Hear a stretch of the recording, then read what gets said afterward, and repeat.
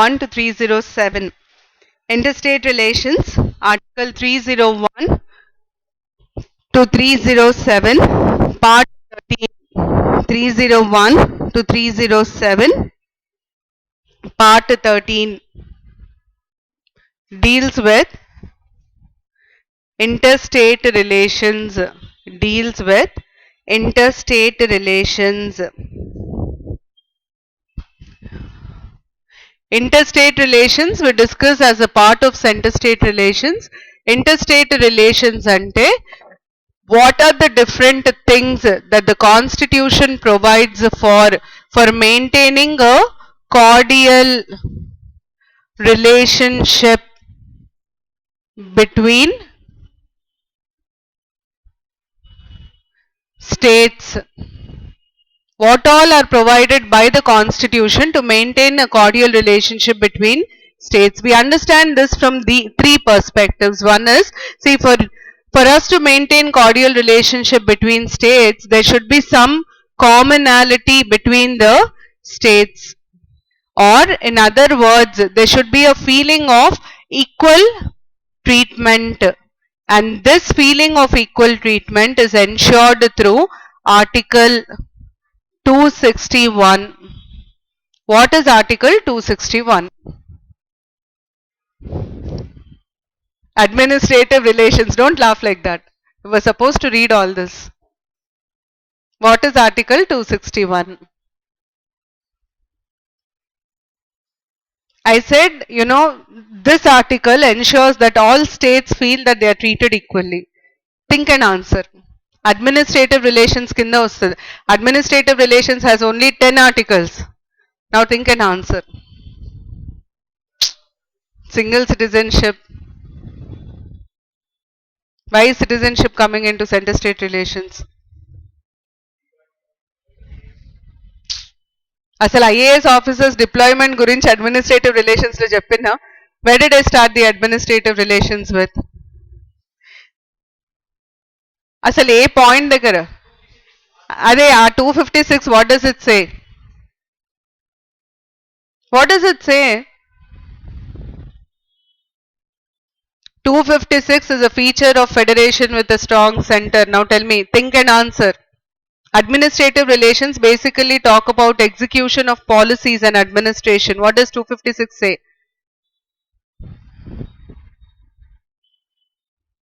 One day I will not teach anything. I will only ask you questions on all that I have taught till now. Tell me. Federation with a strong center. Feature of federation with a strong center. It talks about what the state can do and what the state cannot do in terms of administration.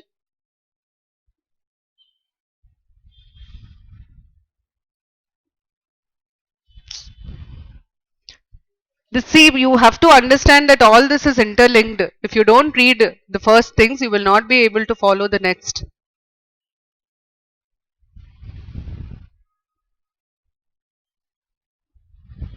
At least now?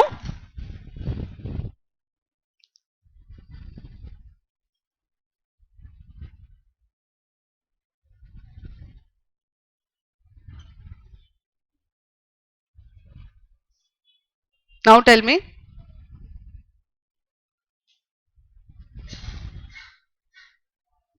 I have to go bang my head somewhere now.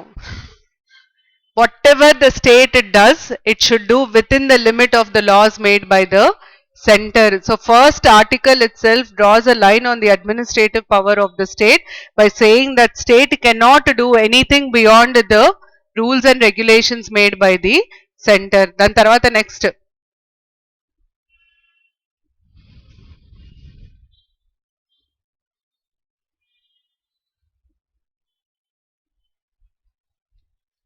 See, 395 articles cannot be by hearted even if you are a supercomputer. You have to relate to the subject, link it up and remember. This way you are not going anywhere, trust me.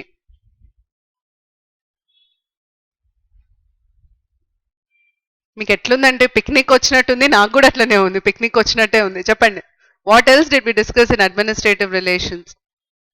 I talked about transfer of powers. By whom? of whose to whom? 258, 258A. From central government to state government, by whom? How? Are there any conditions? Does he have to consult anybody? The president can transfer certain functions of the union to the state government in consultation with.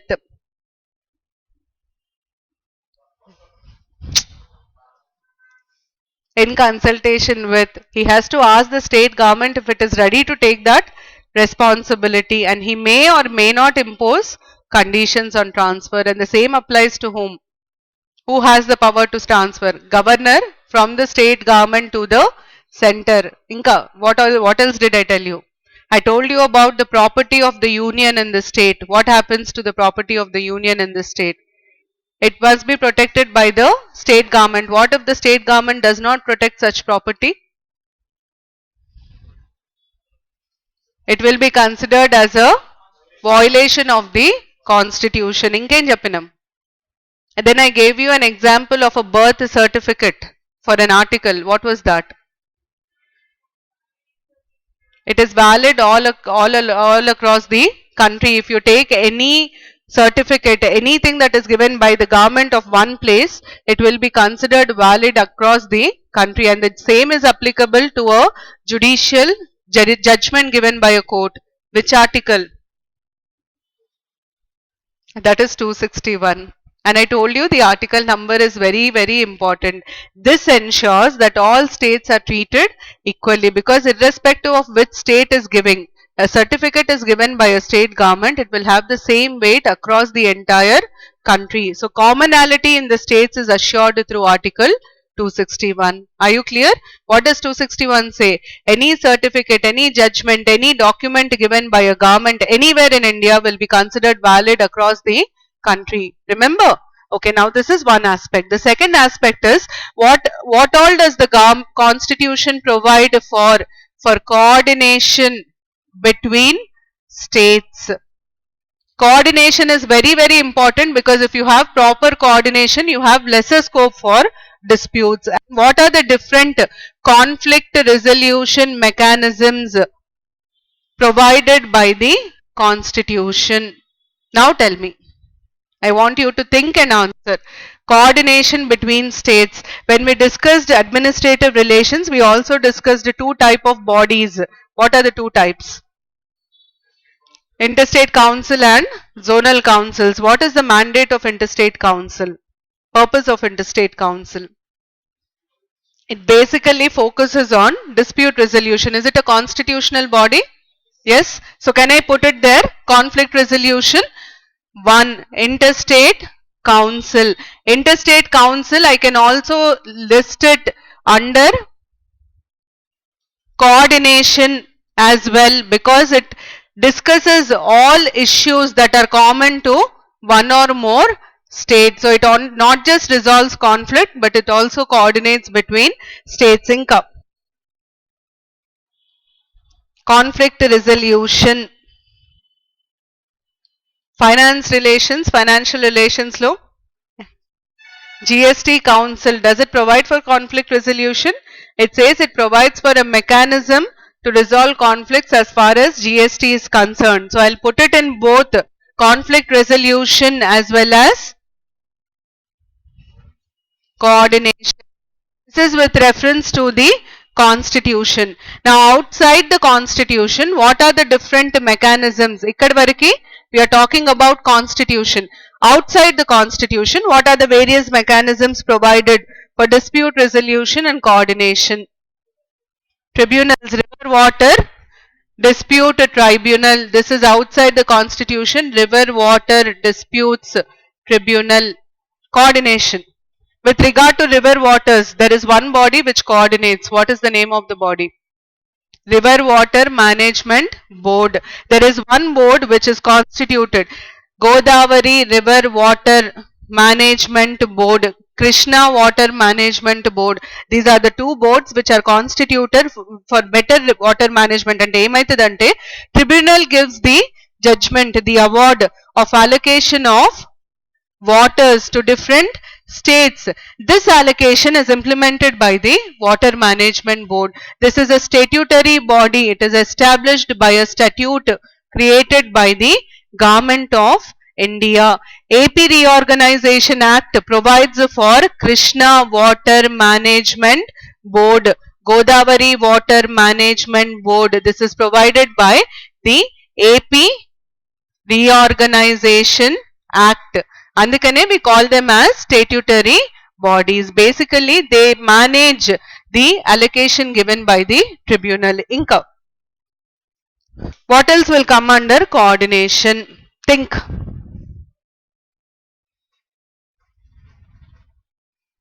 Administrative relations, I also told you about another body. Where do we place it? What is it? Zonal councils. Where do we place? It is coordination only. It does not come under conflict resolution. Inka. Last, one more. The body which is responsible for planning in India right now. Where do we place it? Both or one? It is only coordination. It does not talk about conflict resolution. Niti Ayog. So if at all they ask you, how are interstate relations managed in India? This is what you have to explain. What ensures a commonality? What gives the feeling of equal treatment? 261. What are the different bodies that are there for coordination between states? How do they coordinate? What are the different bodies provided for conflict resolution? Now, why are we not including Supreme Court here and why are we including only this? Aite, why shouldn't we include Supreme Court here?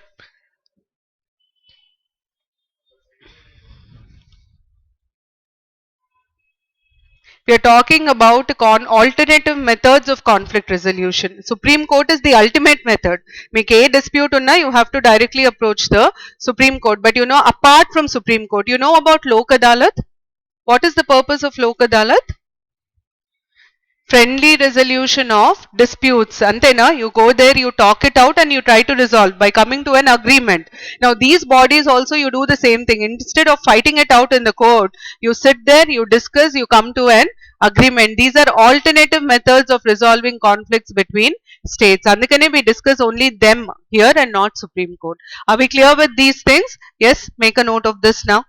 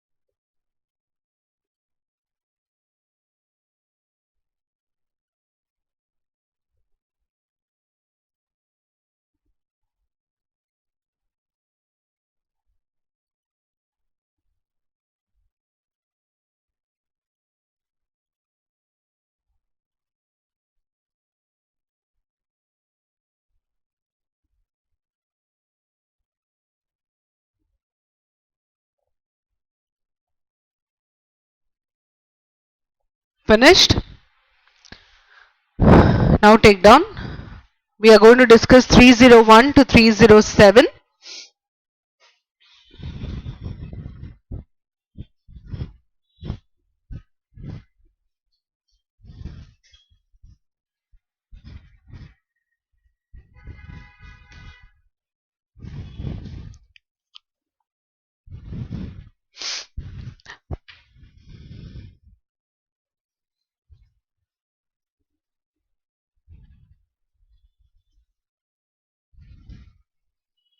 Now, please look at the board. 301 deals with interstate as well as intrastate trade and commerce, and it says there will be freedom of interstate as well as intrastate is within the state. There will be freedom of interstate trade and commerce as well as intrastate trade and commerce. However, 302 to 305 will have restrictions on this interstate, intrastate trade and commerce. These restrictions may be imposed by Parliament or by the state legislature. For example, in the south there is severe shortage of onions, okay, but in the north there is abundant production of onions. In such situation there will be a restriction on interstate movement of these products, okay. So 302 to 305 will tell you the restrictions. 301 will tell you that there is freedom of interstate trade and commerce. However, under certain situations which are mentioned under 302 to 305, these may be restricted, okay. Now 306 has been repealed because it dealt with part B states. So it is repealed with which amendment? 306 dealt with part B states. Andukane it is repealed. Repealed by which amendment? I told you A, B, C, D categorization has been removed by which amendment? Yes? States Reorganization Act. In order to give effect to this act, that amendment has been made.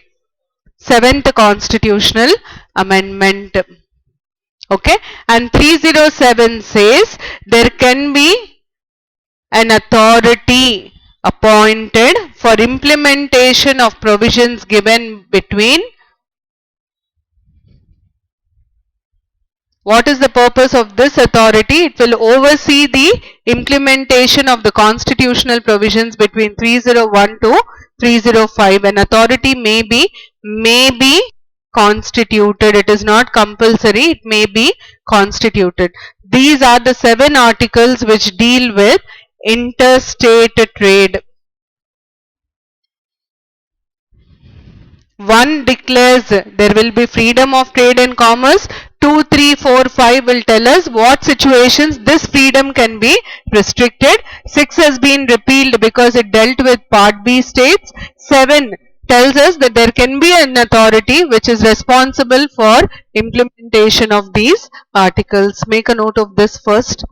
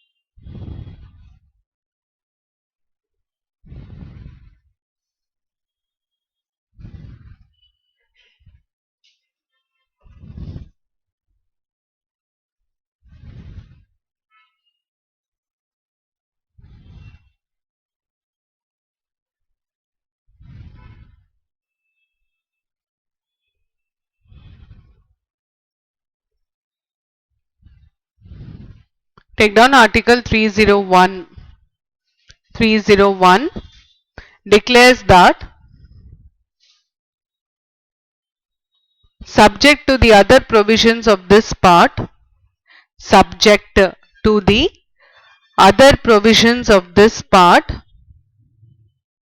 other provisions of this part, there shall be freedom of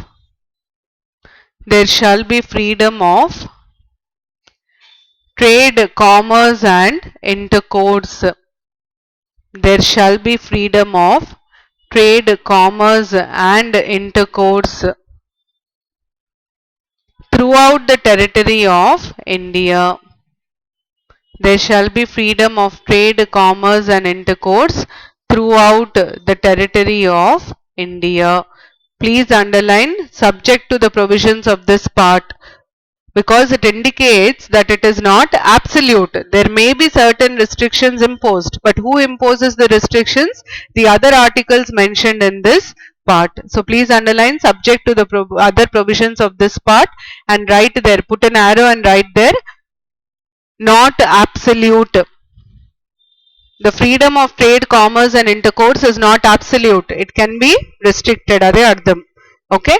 Now, throughout the territory of India, please underline throughout and write there, includes interstate and intrastate trade.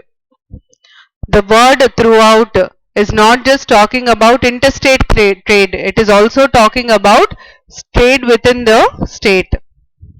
Includes interstate and intrastate trade. Next, Article 302 states that Parliament may impose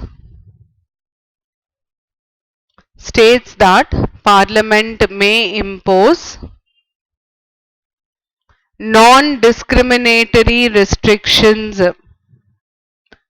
in the interest of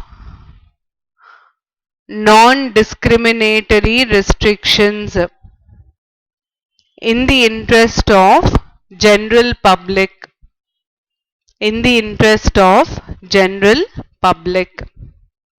Please underline Parliament, underline non-discriminatory restrictions. Now, what do you mean by non-discriminatory restrictions? The restrictions will be the same throughout the country. Okay? Non-discriminatory ante same restrictions throughout the country. Right there, in pursuance of this article, the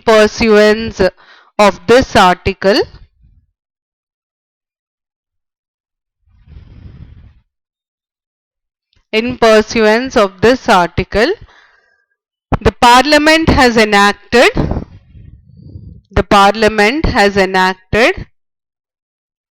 the Essential Commodities Act. The Parliament has enacted the Essential Commodities Act 1955. Essential Commodities Act 1955, which empowers the central government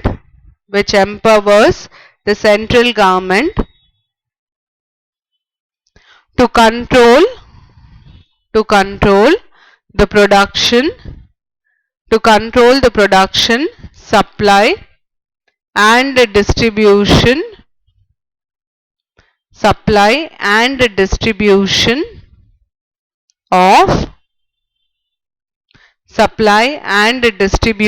of certain essential commodities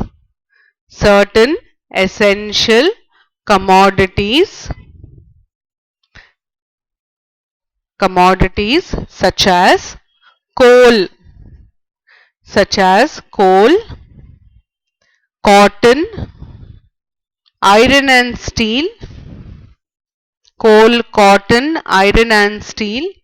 petroleum, iron and steel and petroleum, in the interest of general public.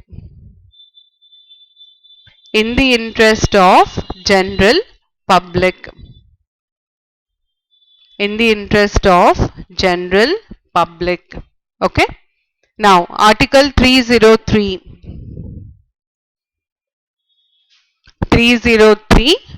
empowers the Parliament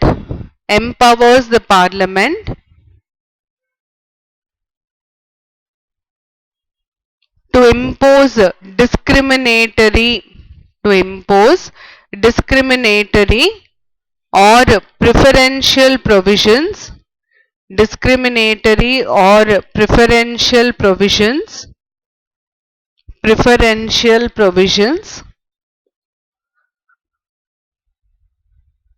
in order to deal with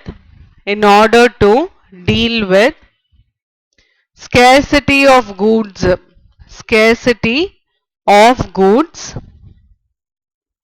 in any part of India. Scarcity of goods in any part of India. Scarcity of goods in any part of India. Scarcity of goods in any part of India. Please underline discriminatory preferential provisions. These provisions may be, restrictions may be imposed in only few states. Okay, and underline scarcity of goods. When will you have discriminatory practices? Only when there is scarcity of goods. And who can impose it? Underline Parliament.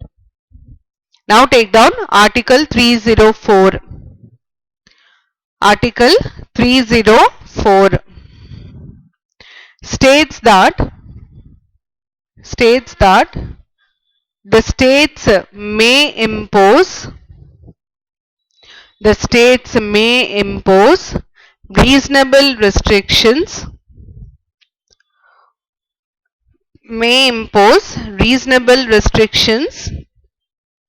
in public interest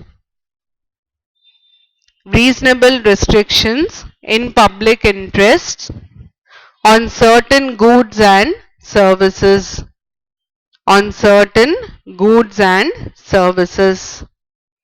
Please underline reasonable restrictions, underline states. You remember about 2 years back in Telangana there was a scarcity for kandipappu. Okay, what was the restriction imposed by the government? It started selling in Raitu Bazaar. It said 2 kgs per person. It's a restriction imposed. Deen kinda 304. Okay. Now take down 305. Article 305 states that the restrictions imposed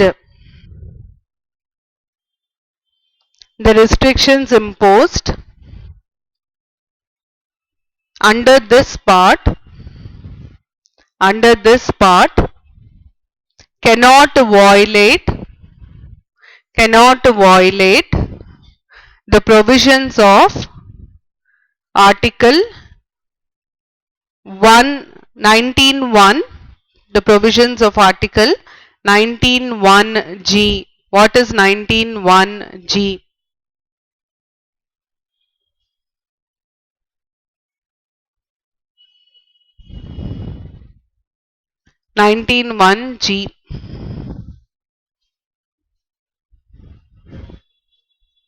Freedom of profession. 19(1)(g) మీద ఉన్న restrictions you cannot violate 19(1)(g).